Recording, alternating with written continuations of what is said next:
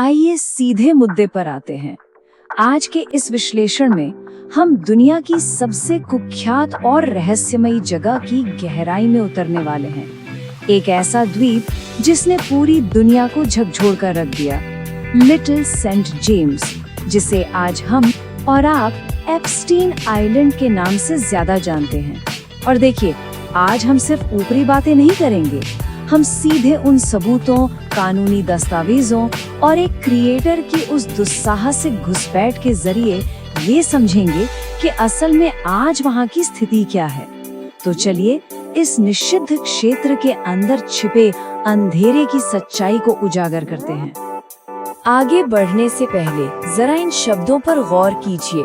ये किसी फिल्म की स्क्रिप्ट नहीं है, ये एक सर्वाइवर, एक पीड़ित का असली बयान है। उसने कहा था, ये कमरा कोई साधारण कमरा नहीं है, यहीं से हजारों लड़कियों के बुरे सपने शुरू हुए थे। मैं तब बहुत छोटी थी, मैं एक ऐसी दुनिया में फंस गई थी जहां बड़े लोग अपनी मर्जी से कुछ भी कर सकते थे। ये महज कुछ शब्द नहीं है, बल्कि ये उस भयानक अंधेरे की गवाही है जिसे इस द्वीप ने अपने भीतर कई सालों तक दबाए रखा था। अब आप सोचेंगे कि इतनी कड़ी सुरक्षा के बावजूद वहाँ की आज की सच्चाई दुनिया के सामने आई कैसे? खैर, इसकी कहानी किसी हॉलीवुड थ्रिलर से कम नहीं है। मशहूर क्रिएटर टाइलर ओलिवेरा और उनकी टीम ने इस अभेद्य किले में घुसने का एक बेहद जोखिम भरा प्लान बनाया। उन्होंने शुरुआत की यूएस वर्जिन आइलैंड से, जहां उन्होंने आम पर्यटकों की तरह जेट स्की किराए पर ली। सबसे बड़ी चुनौती थी कोस्ट गार्ड की पैनी नजरों से बचना। उनके पास सिर्फ 5 घंटे का समय था। तेज लहरों के बीच लगभग 15 मिनट तक नेविगेट करते हुए वो द्वीप के उस ब्लाइंड स्पॉट तक पहुंचे जहां से अंदर घुसना मुमकिन था। सच कहूं तो ये एक बेहद पागलपन भरा मिशन था। लेकिन ये सब शुरू कैसे हुआ? इस द्वीप को बनाने वाला इंसान था जेफरी एप्स्टीन। 1935 में जन्म लेने के बाद 1974 में उसने मैनहट्टन में एक साधारण गणित और फिजिक्स के टीचर के तौर पर अपना करियर शुरू किया था। फिर अचानक बैंकिंग सेक्टर से होते हुए वो एक मल्टी मिलियनेयर बन गया। सबसे बड़ा टर्निंग पॉइंट आया 1998 में, जब उसने लगभग $8 मिलियन में इस द्वीप को खरीदा और इसे अपने अपराधों के एक सुरक्षित किले में बदल दिया। 2019 में जाकर उसकी गिरफ्तारी हुई और फिर जेल में बेहद रहस्यमयी हालात में उसकी मौत हो गई। एक आम टीचर से दुनिया के सबसे खतरनाक लोगों में से एक बनने का ये सफर वाकई हैरान करने वाला है। इस पूरी कहानी का आधार वो दस्तावेज हैं जिन्हें दुनिया द एप्स्टीन फाइल्स के नाम से जानती है। ये कोई आम फाइलें बिल्कुल नहीं हैं। ये वो लीक हुए कानूनी दस्तावेज हैं जिनमें हजारों पन्नों के रोंगटे खड़े कर देने वाले बयान दर्ज हैं। और सबसे बड़ी बात, इनमें दुनिया के उन बेहद हाई प्रोफाइल और ताकतवर लोगों की लिस्ट शामिल है जो किसी न किसी तरह से इस द्वीप और एप्स्टीन के उस पूरे नेटवर्क से जुड़े हुए थे। इन्हीं फाइल्स ने इस छोटे से द्वीप को पूरी दुनिया के रडार पर ला खड़ा किया। अब जरा इस आंकड़े को देखिए, $125 मिलियन। आज के समय में इस द्वीप की यही कीमत आंकी गई है। लेकिन हैरानी की बात सिर्फ इसकी कीमत नहीं है। जब टाइलर की टीम द्वीप के पास पहुंची तो उन्होंने देखा कि एप्स्टीन की मौत के इतने सालों बाद भी वहां जेटी पर एक नाव बंधी थी। गोल्फ कार्ट्स इधर उधर घूम रहे थे, गार्ड्स ड्यूटी पर थे और लोग कुत्तों को घुमा रहे थे। सवाल ये है कि जब इस द्वीप का मालिक ही नहीं रहा तो $125 मिलियन की इस वीरान संपत्ति की इतनी कड़ी सुरक्षा आखिर किसके लिए की जा रही है? चलिए अब हम आपको इस द्वीप की वास्तुकला के अंदर ले चलते हैं। वहाँ के ढांचे का 3D मॉडलिंग और फुटेज से जो विश्लेषण सामने आया है वो बहुत अजीब है। पहले विला में एक आउटडोर बाथ बना है और उसके ठीक पीछे समुद्र की तरफ मुंह किए हुए एक विशाल शीशा लगा है। फर्श के पत्थरों पर सीपीओ के डिजाइन और अंग्रेजी का अक्षर ई खुदा हुआ है। इसके अलावा जो पूल कॉम्प्लेक्स है वहाँ तीर कमान लिए एक मूर्ति है और जमीन पर एक बहुत बड़ा कंपास पेंट किया गया है। ये सब देखकर ऐसा बिल्कुल नहीं लगता कि ये सिर्फ सजावट के लिए है। इसके पीछे जरूर कुछ गहरे और डरावने संकेत छुपे हुए हैं। लेकिन असल खौफ तो उन चीजों में है जो आंखों से छुपा कर रखी गई थी। पूल के पास जो 2 मंजिला इमारतें हैं, उनके अंदर ऐसी गुप्त सीढ़ियां और दरवाजे मिले हैं जो सीधे जमीन की गहराइयों में जाते हैं। अब आप ही बताइए, किसी रिजॉर्ट या हॉलिडे विला में ऐसे भूमिगत रास्तों का क्या काम? ये साफ इशारा करता है कि जमीन के ऊपर जो कुछ भी हो रहा था, उससे कहीं ज्यादा खौफनाक खेल जमीन के नीचे चल रहा था। अजीबोगरीब वास्तुकला की लिस्ट यहीं खत्म नहीं होती। जब भी वीआईपी मेहमान हेलीपैड पर उतरते थे, तो उनका स्वागत करने के लिए पहाड़ी पर एक विशालकाय बंदर की मूर्ति रखी गई थी, जिसका वहाँ कोई लॉजिक नहीं बनता। और सबसे बेचैन करने वाली चीज थी द स्टेयर्स टू नोवेयर, यानी गंतव्यहीन सीढ़ियाँ। पत्थर की ये सीढ़ियाँ पहाड़ी के ऊपर जाती हैं और फिर अचानक हवा में ही खत्म हो जाती हैं। इन चीजों का कोई तार्किक मतलब नहीं है, लेकिन ये इस द्वीप के माहौल को और भी ज्यादा असली और खौफनाक बना देती हैं। अब आते हैं इस द्वीप के सबसे कुख्यात हिस्से पर, वो रहस्यमयी मंदिर।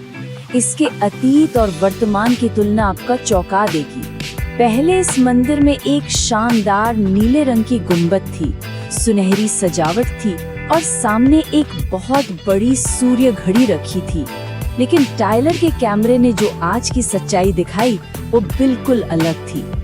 आज इस पूरे मंदिर को बहुत ही जल्दबाजी में सफेद रंग से पोत दिया गया है। खिड़की दरवाजों पर लकड़ी के तख्ते ठोक दिए गए हैं और वो सूर्य घड़ी वहाँ से पूरी तरह गायब है। ऐसा लगता है जैसे किसी बहुत बड़े सबूत को हड़बड़ी में मिटाने की कोशिश की गई है। अब यहाँ एक नंबर सामने आता है 13। इसका यहाँ क्या काम है? देखिए, जो सूर्य घड़ी वहाँ से गायब कर दी गई है, उसके चारों तरफ पहले रंग बिरंगी 13 बेंचें हुआ करती थी। कई सिद्धांतों के मुताबिक ये 13 बेंचें दुनिया की 13 सबसे शक्तिशाली और अमीर ब्लड लाइन्स या वंशों का प्रतीक थी।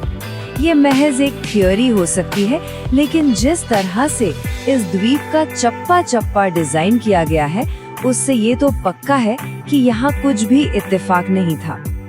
इस सफेद मंदिर की सच्चाई देखने के लिए जब टाइलर की टीम ने अपना ड्रोन हवा में उड़ाया, तो एक बहुत ही अजीब घटना घटी। जैसे ही ड्रोन उस मंदिर के ठीक ऊपर पहुंचा, भारी इलेक्ट्रॉनिक सिग्नल जैमिंग शुरू हो गई।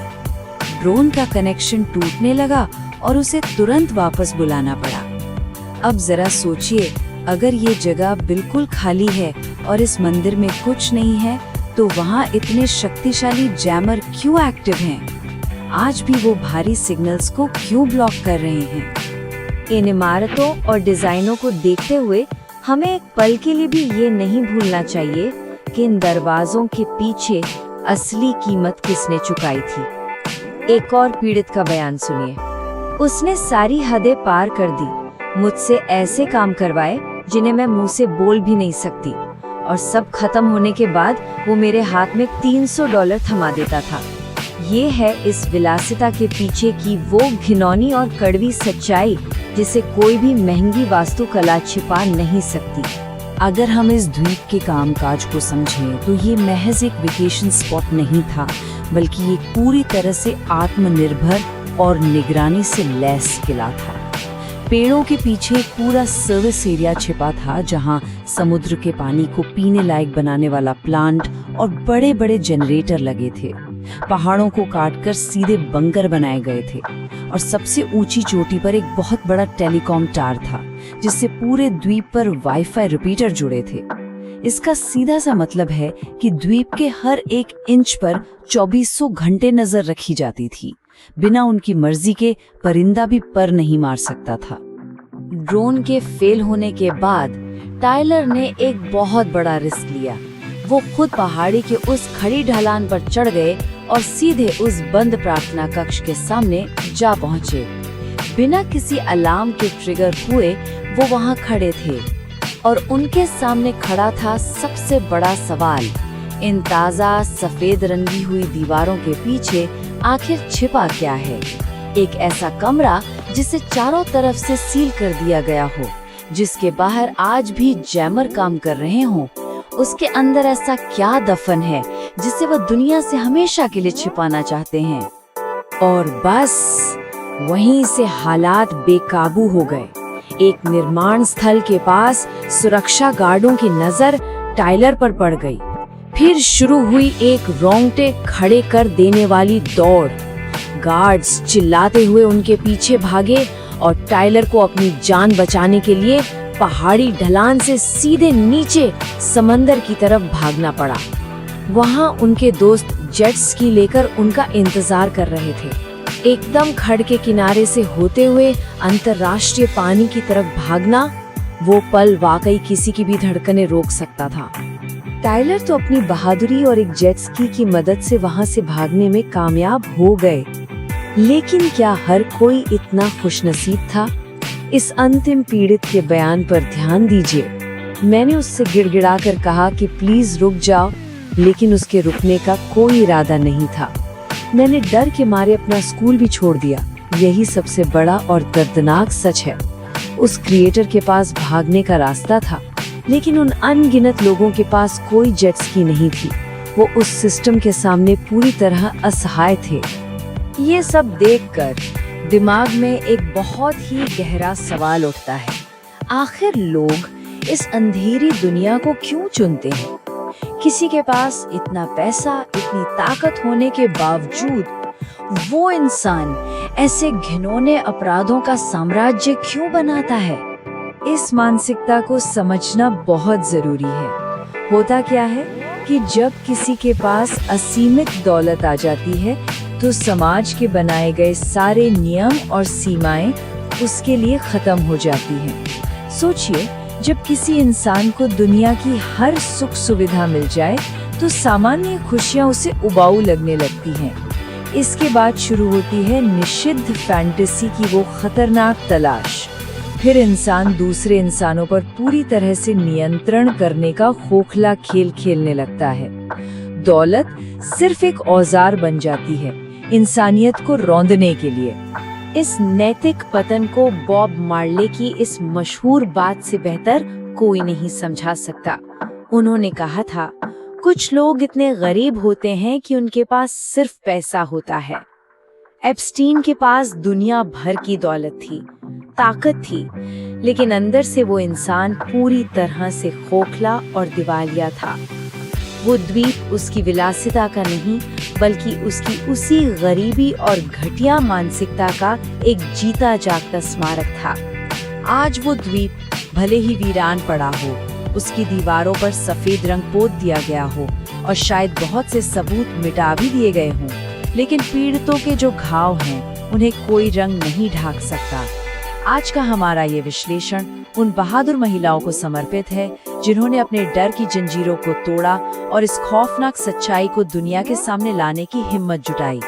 एप्स्टीन का साम्राज्य तो ढह गया, लेकिन ये सब हमारे सामने एक बहुत बड़ा सवाल छोड़ जाता है। क्या ये जाल सिर्फ एक द्वीप तक ही सीमित था, या फिर असली चेहरे अभी भी हमारे आसपास ही कहीं छिपे हैं? इस चर्चा में शामिल होने के लिए शुक्रिया। सच की तलाश हमेशा जारी रखिए।